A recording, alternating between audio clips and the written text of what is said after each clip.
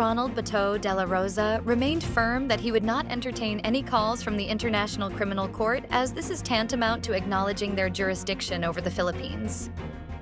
For Dela Rosa, this is very evident in the ICC's insistence to investigate despite the Philippines' withdrawal of membership from the International Tribunal.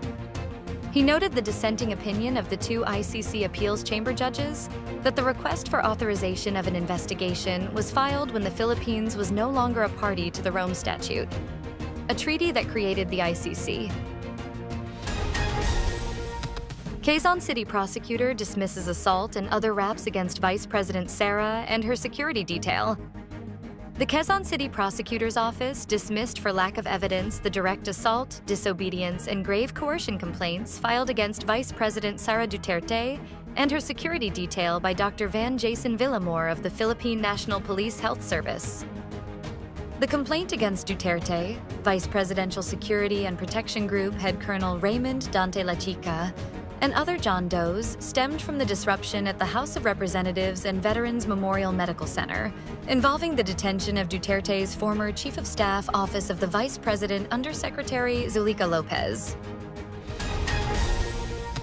Bill doubling the term of Barangay and Sangguniang Kabataan executives to 6 years gets penultimate House nod.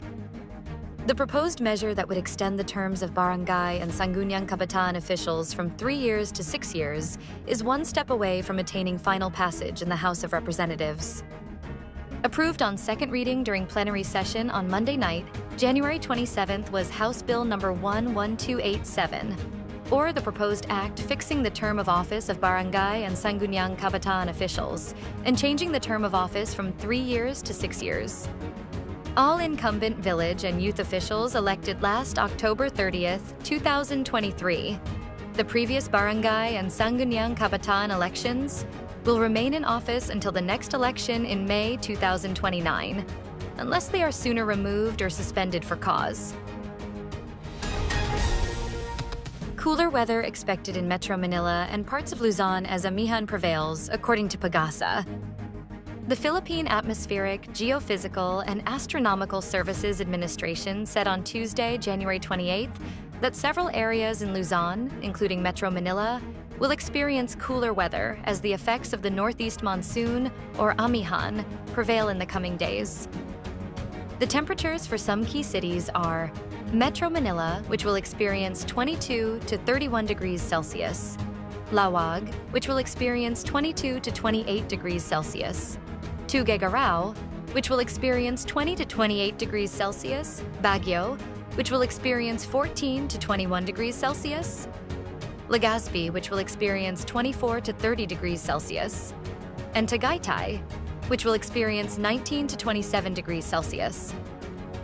In its weather forecast, PAGASA said the shear line will greatly affect Palawan and the Visayas, while the northeast monsoon will continue to influence weather conditions in the rest of Luzon. Retailers gives a green light to the Department of Agriculture's plan for affordable rice in grocery stores. The Philippine Retailers Association, or PRA, is welcoming the plan of the Department of Agriculture to have groceries and convenience stores sell affordable rice, ranging from 29 pesos to 45 pesos. This initiative will include the 29 pesos per kilo rice, which will only be available for the country's vulnerable sectors, as well as the agency's Rice for All program. Dinagyang Festival is invited to perform in New Zealand and in Japan. The Dinagyang Festival of Iloilo City has been invited to perform in New Zealand and Japan to proudly showcase Iloilo City and the Dinagyang Festival to an international audience, thus promoting our rich culture and artistry. The street performances of the Dinagyang depict the folkloric story of the pact between the native Adi people and the Bornean migrants of Panay, as well their conversion into Christianity. Trump pushes border crackdown at House Republican retreat as he caps first week in office. President Donald Trump regaled House Republicans on Monday with a rhetorical highlight reel from his first week in office, and he urged them to support his immigration crackdown and border security proposals. Speaking at House Republicans' annual policy retreat, Trump made clear his political ambitions as he rallied lawmakers to advance their conservative agenda. House Republicans said they expect more specifics to be announced after the retreat in Doral.